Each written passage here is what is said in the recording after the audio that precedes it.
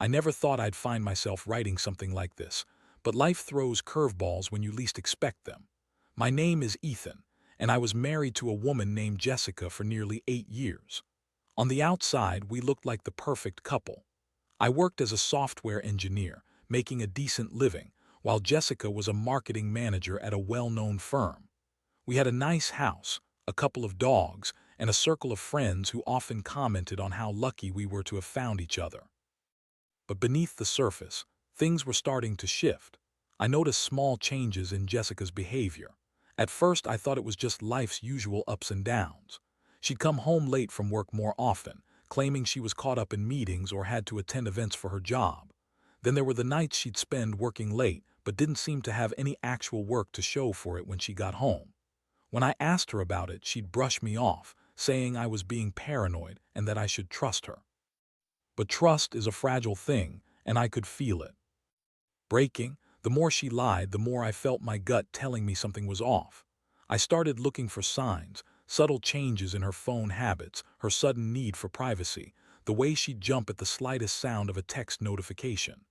One night the dogs were restless, and I went to check on her in her office. The door was slightly ajar, and I could hear her giggling, a sound that didn't sit right with me. I tried to shake the feeling off, but it clung to me like a shadow. Then came the day I found the evidence.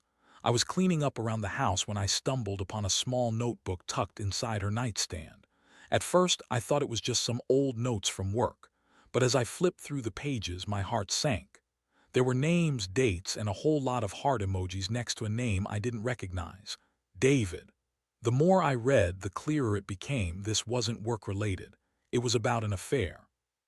I felt like I was hit by a freight train and all the air left my lungs. The betrayal stung deep. I couldn't believe.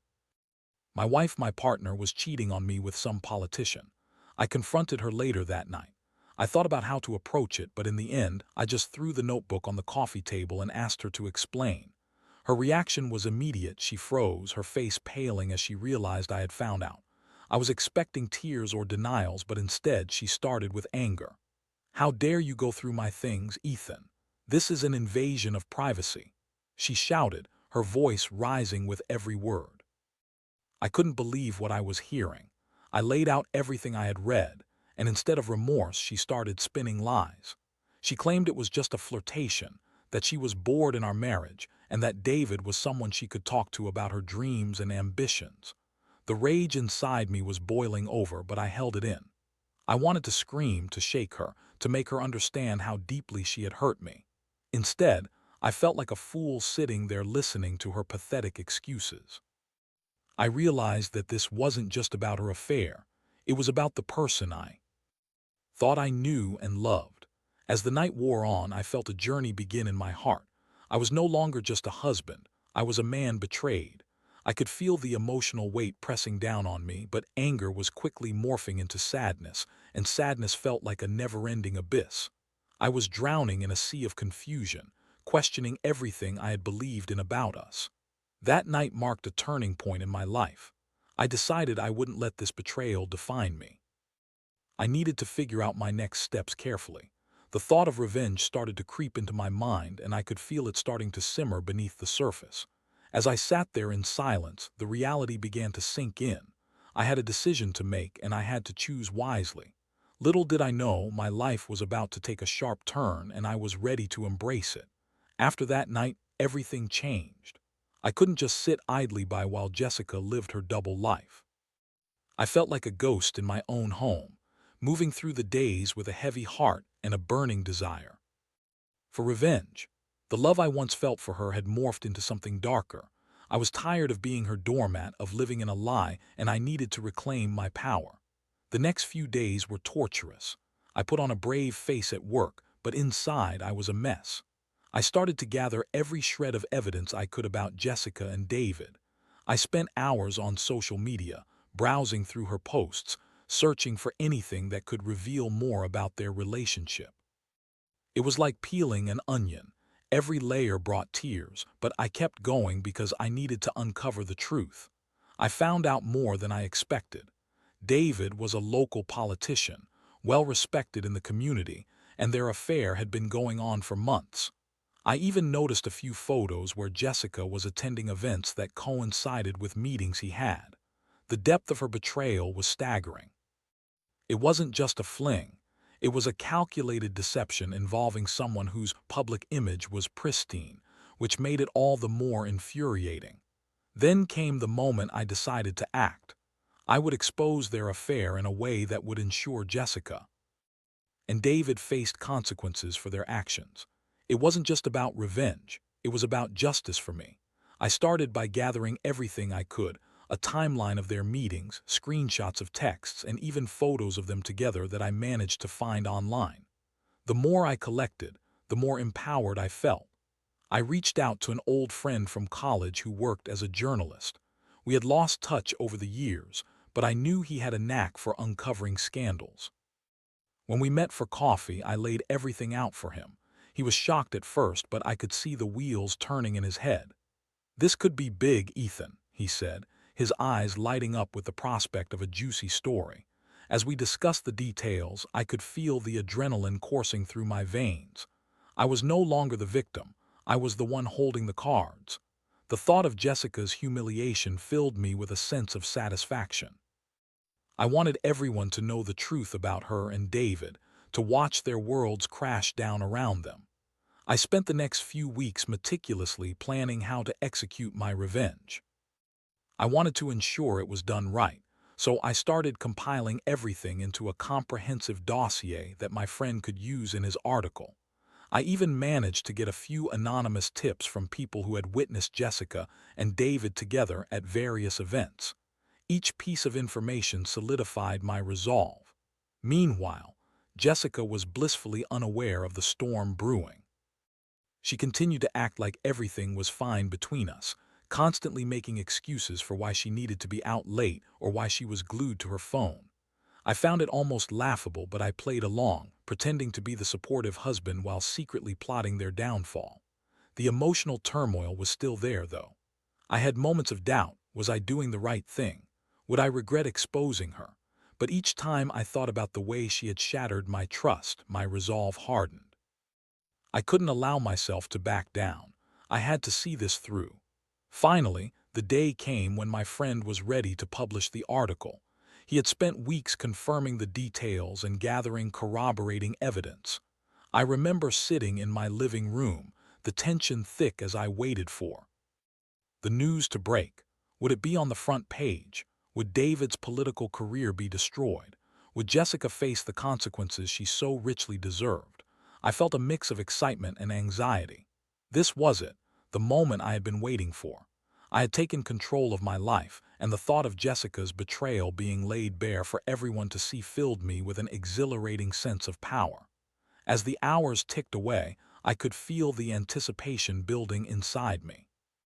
I knew that once it was out there would be no turning back. I was ready to watch the fallout unfold, to see how both Jessica and David would react when their secrets were exposed to the world. Little did I know, the repercussions would be far-reaching, affecting not just them, but also me in ways I could never have anticipated. The day dawned like any other, but there was an electric tension in the air. I woke up with a knot in my stomach, both anxious and eager for the fallout of my carefully orchestrated plan. My friend had promised that the article would go live around noon, and I spent the morning pacing around the house with a mix of dread and excitement. I couldn't focus on anything else, my mind racing through the potential consequences. Would Jessica confront me when she saw the headline? Would she deny everything, or would she finally come clean? I couldn't wait to see how David would respond, knowing his political career was likely on the line. There was a sick thrill in thinking about how my life was about to change forever, the victim becoming the master of my fate. As the clock struck noon, I tried to distract myself by doing mundane tasks around the house, but nothing could ease the tension in my chest. Finally, I couldn't take it anymore. I grabbed my phone and opened social media, refreshing my feed over and over again. Then it happened. My friend's article dropped and the world exploded. I saw the headline first. Local politician's secret affair exposed, a betrayal of trust.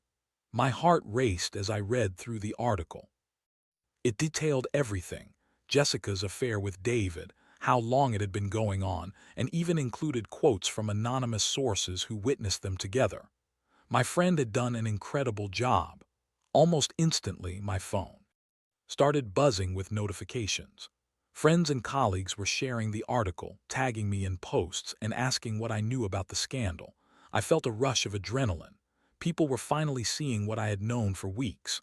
I was both elated and horrified. This was real, and there was no going back. It wasn't long before Jessica came home.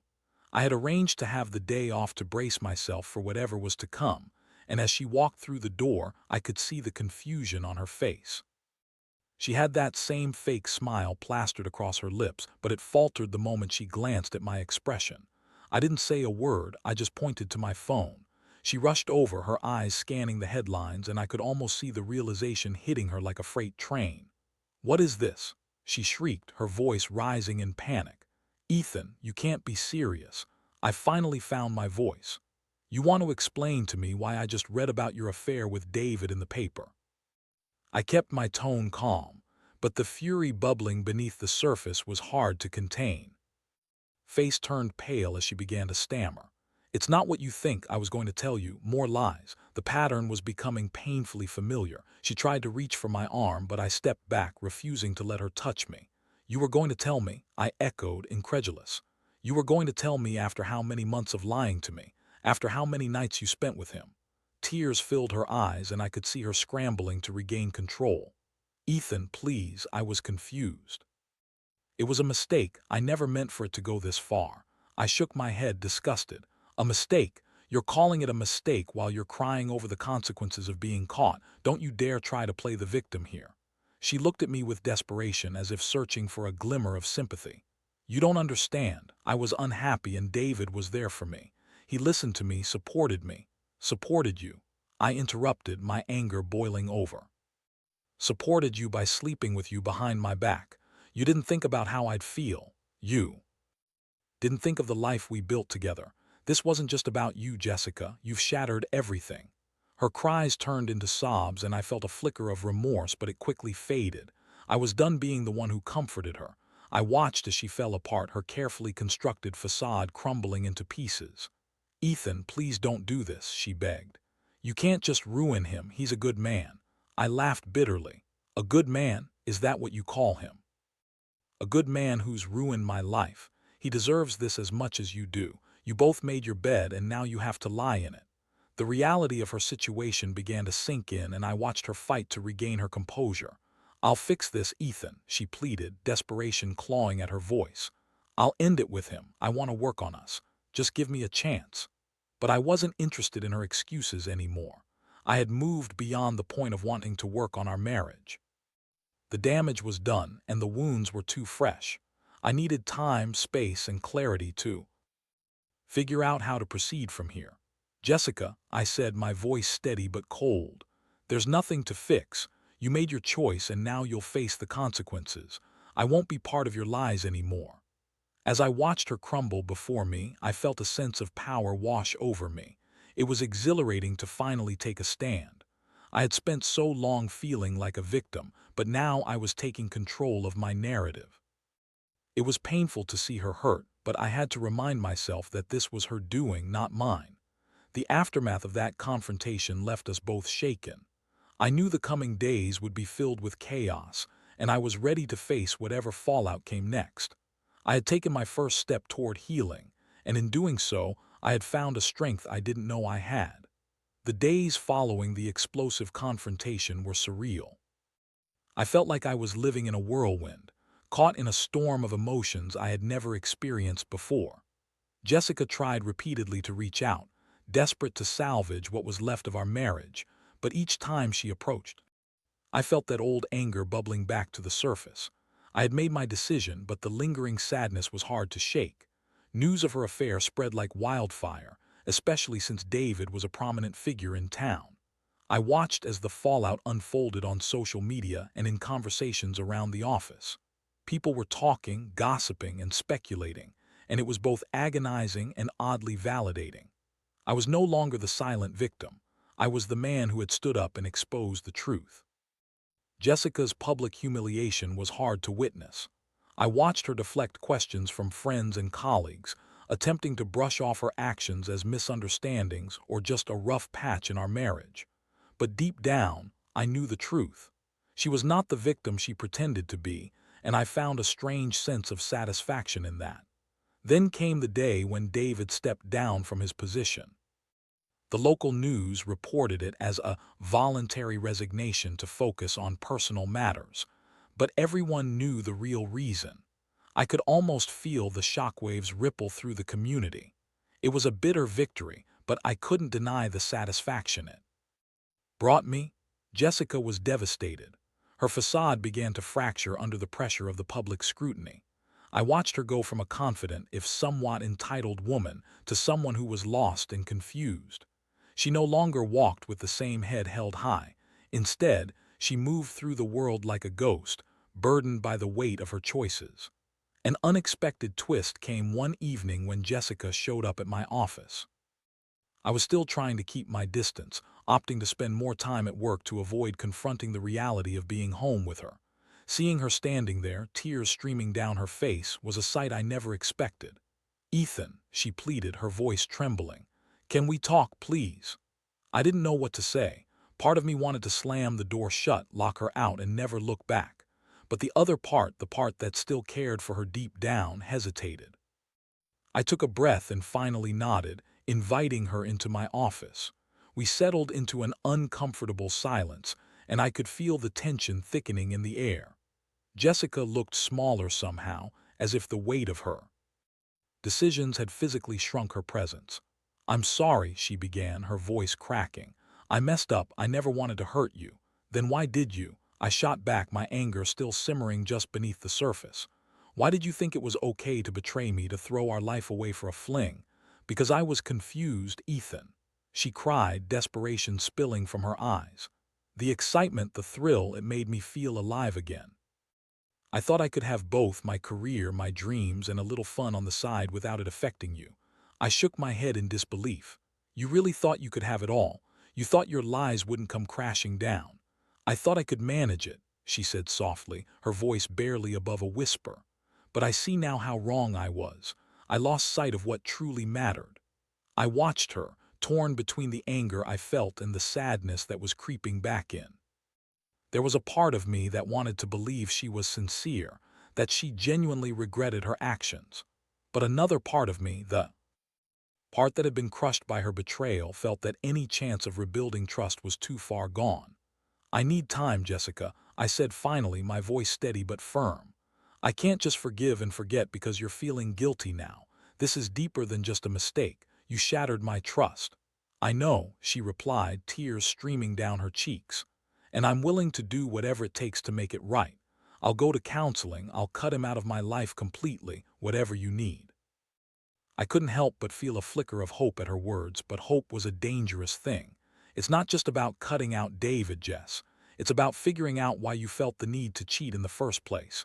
You have to understand that if you want a chance to rebuild this, it's going to take more than just words. She nodded, her eyes filled with a mixture of remorse and determination. "I'll do it. I'll work on myself. I'll make this right." I didn't respond immediately. I needed to think. I needed to evaluate whether I could even be the same person after everything we had been through. Could I ever trust her again? As she left my office, I felt a mixture of relief and uncertainty. The decision ahead of me felt monumental. I had to weigh the emotional cost of staying in a marriage that had been shattered against the possibility of rebuilding something new. In the days that followed, I started to reflect on the kind of relationship I truly wanted. I had seen the worst of Jessica, and I had seen the darkness that betrayal could bring. But I also saw a glimmer of the woman I had fallen in love with, the woman who might still be buried under the weight of her mistakes. Decisions loomed over me like a storm cloud, and I knew I had to make a choice. Could I forgive her and start anew, or was it time to let go and find my own path to healing? As the days turned into weeks, I found myself lost in a sea of indecision. Jessica was trying harder than I had expected. She committed to therapy, attended support groups for those who had committed infidelity, and even made strides to reconnect with friends and family whom she had distanced herself from during her affair. I could see the effort she was putting in, but it was hard for me to accept that things could change. Every time I walked into the house, I was reminded of the betrayal. It felt like a ghost haunted those walls, and every laugh, every shared meal only served to remind me of the chasm that had opened between us. I was struggling with conflicting emotions. Part of me wanted to forgive her, to believe in second chances, while another part of me screamed that I should walk away. I began to spend nights out with friends, seeking distraction from the chaos of my home life. I tried to immerse myself in work, pouring my heart into projects and deadlines. It was easier to focus on something tangible than to confront the mess that was my marriage. But with every laugh shared over drinks, every conversation about mundane things, I felt a growing emptiness inside. My marriage, once a source of joy, had turned into an ache I couldn't shake off, and it was starting to feel like I was carrying a weight that was far too heavy for just one person. It was during one of those nights out when I ran into an old friend, Nick. We had gone to college together, and he had always been someone I admired for his straightforwardness. As we caught up over beers, I found myself venting about everything that had happened. "I don't know what to do, man," I admitted, rubbing my temples in frustration. "I see her trying, but can I really trust her again? Can I live with the fact that she chose him over me?" Nick listened intently, nodding as I poured out my feelings. "Ethan, trust is the foundation of any relationship. If that's gone, it's going to be a long road ahead. But if she's putting in the work and showing genuine remorse, maybe it's worth considering." "Maybe," I sighed. "But part of me feels like I'm just setting myself up for more heartbreak. What if this is just a phase for her? What if she's only doing this to save face?" "That's a possibility," he agreed. "But also consider this. You deserve happiness too. If you can't see a future with her, then you need to think about what's best for you. Being with someone who doesn't see your worth isn't a relationship. It's a prison." His words resonated with me, echoing the turmoil that was brewing in my heart.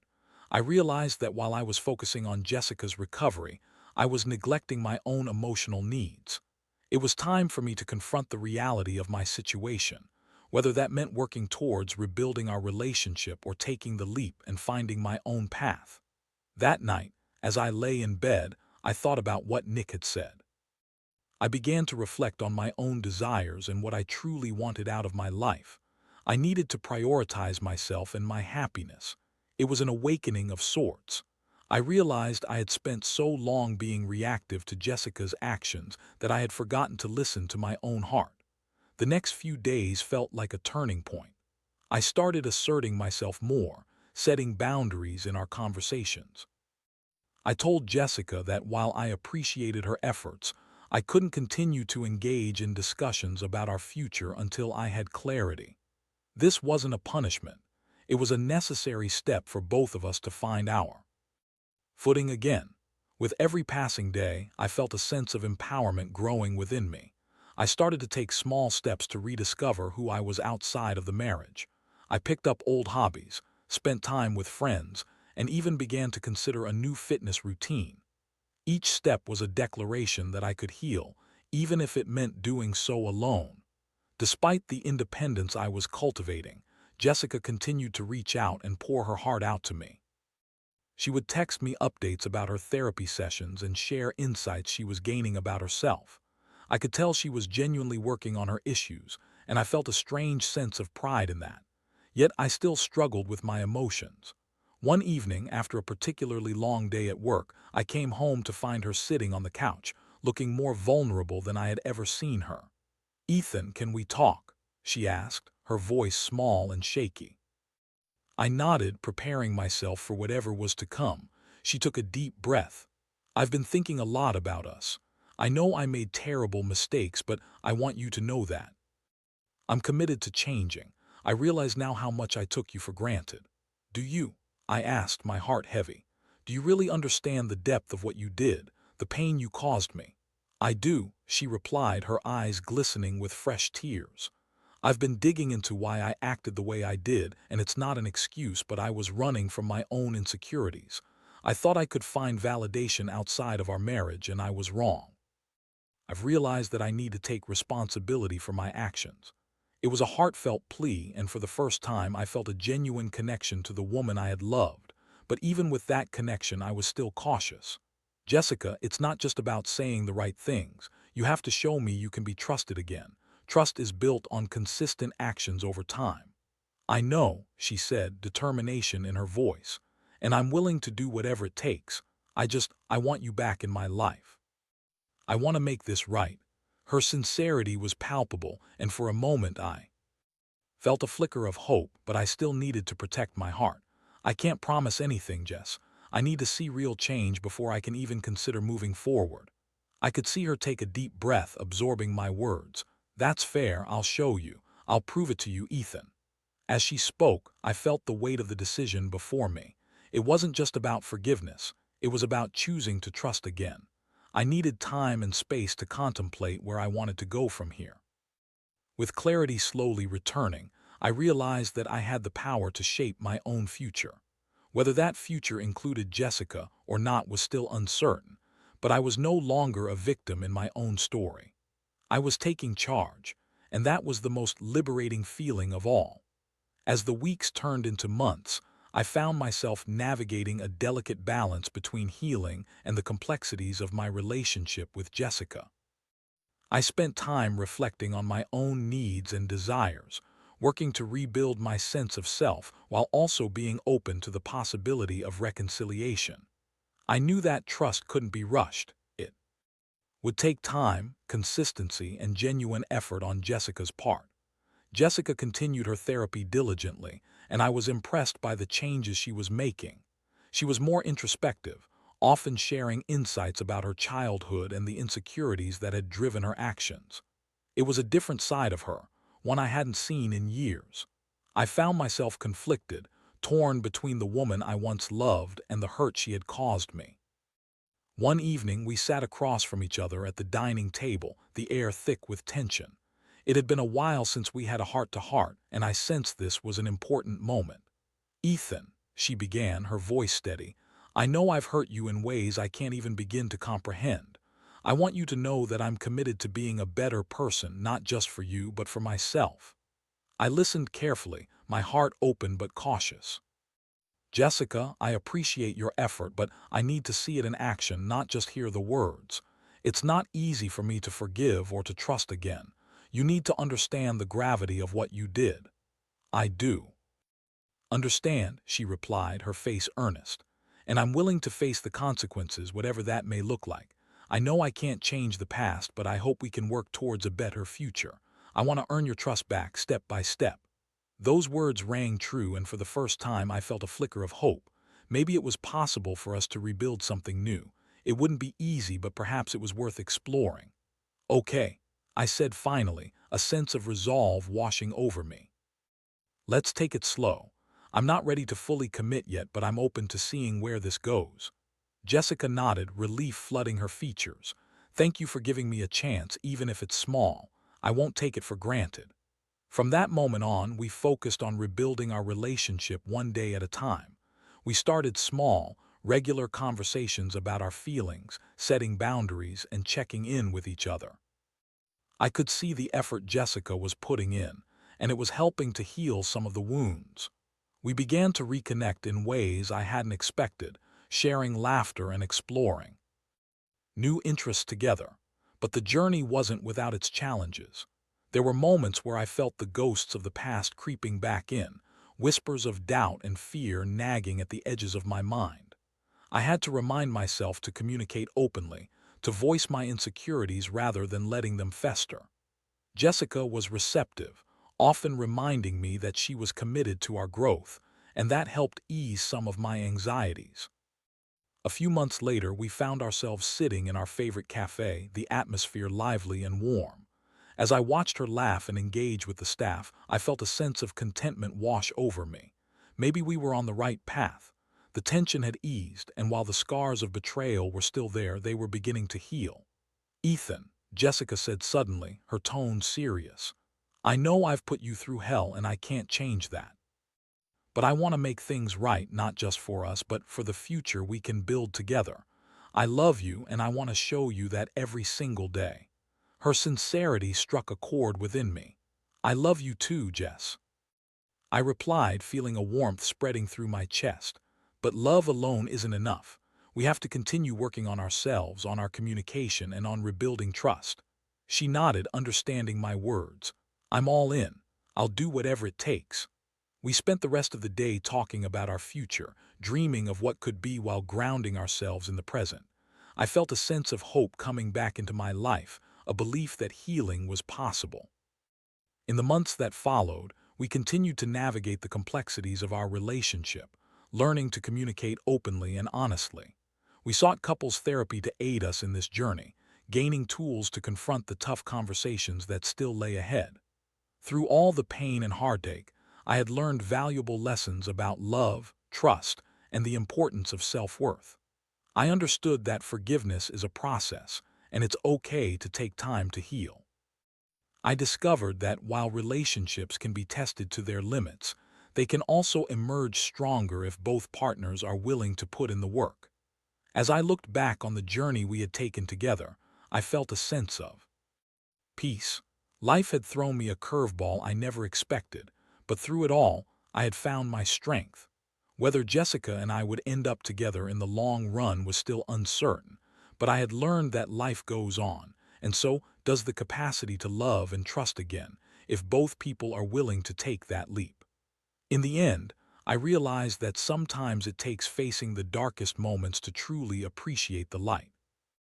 I had reclaimed my life, and I was ready to embrace whatever the future held, whether that meant a renewed relationship with Jessica or a new path entirely. And so, I moved forward not as a victim of betrayal, but as a man ready to embrace the complexities of love, life, and everything in between.